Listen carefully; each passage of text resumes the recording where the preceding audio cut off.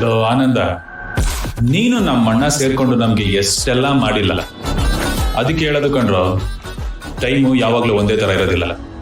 ಇವತ್ತು ನಿಮ್ದಾದ್ರೆ ನಾಳೆ ನಮ್ದು. ಕಾಲಾಯ ತಸ್ಮೈ ನಮಃ.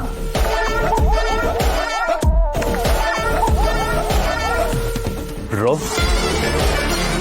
ಏನೋ ಮಾತಾಡಬೇಕು ಅಂದರೆ ಸೈಲೆಂಟ್ ಆಗಿದ್ದೀರಾ? ಜೈ, ಅದು ಲೇ ಆಫ್ಗೆ ಸಂಬಂಧಪಟ್ಟ ಹಾಗೆ ನನ್ನ ವಿಷಯದಲ್ಲಿ ತಮಾಷೆ ಮಾಡ್ತಿದ್ಯಾ ಅಂತ ಅನ್ಕೊಂಡೆ. ನಿಜವಾಗ್ಲೂ ಲೆಟರ್ ಕೊಟ್ಬಿಟ್ಟಿದ್ದಿಲ್ಲ ಜೈ? ಕಂಪ್ನಿ ವಿಚಾರದಲ್ಲಿ ಯಾರಾದರೂ ತಮಾಷೆ ಮಾಡ್ತಾರ ಬ್ರೋ? ಖಂಡಿತ ಇಲ್ಲ. ಇದು ಅನಿವಾರ್ಯ ಆಗಿತ್ತು. ಆ್ಯಂಡ್ ಲಾಸ್ಟ್ ಟೈಮ್ ಸಿಕ್ಕಿದಾಗ ನಾವು ಮಾತಾಡಿದಾಗೆ ಈ ಲೇ ಆಫ್ ಅನ್ನೋ ವಿಚಾರ ಬಂದಾಗ ಫಸ್ಟ್ ಟಾರ್ಗೆಟೇ ಹೈಲಿ ಪೇಡ್ ಎಂಪ್ಲಾಯೀಸ್. ಅಷ್ಟೇ ಯಾಕೆ ಬ್ರೋ, ಇವಾಗ ಆಗಿರೋದನ್ನ ಬಿಟ್ಟಾಕಿ ಇದ್ರ ಹಿಂದೆ ನೀವು ಎಷ್ಟು ವರ್ಷದಿಂದ ಕಂಪ್ನಿ ಕೆಲಸ ಮಾಡ್ತಿದ್ದೀರಾ? ನೀವಾಗಲಿ ಅಣ್ಣ ಆಗಲಿ ಎಷ್ಟು ಜನ ಲೇ ಆಫ್ ಮಾಡಿಲ್ಲ? ಲೆಕ್ಕನೇ ಇಲ್ಲ. ನೀವು ಮಾಡಿದ್ದೆಲ್ಲ ಕಂಪ್ನಿ ಒಳ್ಳೇದಕ್ಕೆ ತಾನೆ. ನೀವು ಅವಾಗ ಮಾಡಿದ್ದೇನೆ ಇವಾಗ ನಾನು ಮಾಡ್ತಾ ಇದ್ದೀನಿ ಅಷ್ಟೇ. ಎಲ್ಲ ಕಂಪ್ನಿ ಒಳ್ಳೇದಕ್ಕಾಗಿ. ಇದೆಲ್ಲ part of the business bro. ಬೇಜಾರಾಗ್ತಿರೋದು ಒಂದೇ ಒಂದು ಏನು ಅಂದರೆ ಆ ಲಿಸ್ಟಲ್ಲಿ ನಿಮ್ಮ ಹೆಸರು ಬರಬೇಕಾಯ್ತಲ್ಲ ಅನ್ನೋದು. ಅದೆಲ್ಲ ಓಕೆ ಜೈ, ಆದರೆ ಸಡನ್ನಾಗಿ ಇಷ್ಟು ಜನನ ಕೆಲಸದಿಂದ ತೆಗೆದು ಹಾಕ್ಬಿಟ್ರೆ ಹೇಗೆ? ಮಾರ್ಕೆಟ್ ಹೇಗಾದರೂ ಇರಲಿ, ನಮ್ಮ ಕಂಪ್ನಿ ಚೆನ್ನಾಗೇ ಪರ್ಫಾರ್ಮ್ ಮಾಡ್ತಾ ಇದೆಯಲ್ಲ. ಕಂಪ್ನಿ ಚೆನ್ನಾಗಿ ಪರ್ಫಾರ್ಮ್ ಮಾಡ್ತಿದೆ ಬ್ರೋ, ಬಟ್ ಅದು ಸಾಲದು.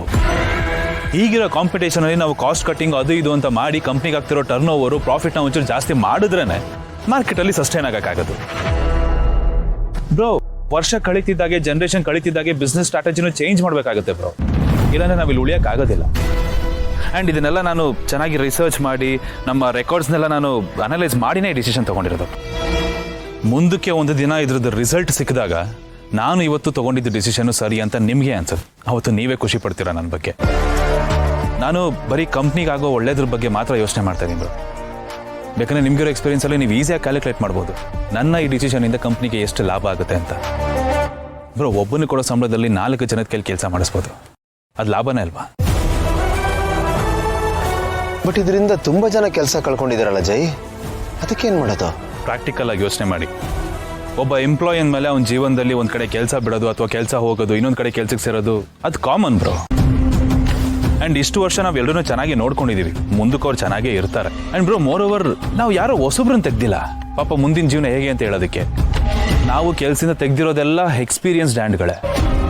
ಎಲ್ಲರೂ ತುಂಬ ಚೆನ್ನಾಗಿ ಕೆಲಸ ಕಲ್ತಿರೋರು, ಕೆಲಸ ತಿಳ್ಕೊಂಡಿರೋರು. ನಿಮ್ಮನ್ನೇ ತಗೊಳ್ಳಿ, ನಿಮಗಿರೋ ಎಕ್ಸ್ಪೀರಿಯನ್ಸ್ಗೆ ಇಲ್ಲಿಲ್ಲ ಅಂದರೆ ಇನ್ನೊಂದು ಕಡೆ ಕೆಲಸ ಸಿಗುತ್ತೆ. ನೀವು ಚೆನ್ನಾಗಿ ಇರ್ತೀರಾ, ನಿಮ್ಮ ಲೈಫಲ್ಲಿ ಏನೂ ಡಿಫ್ರೆನ್ಸ್ ಆಗಲ್ಲ.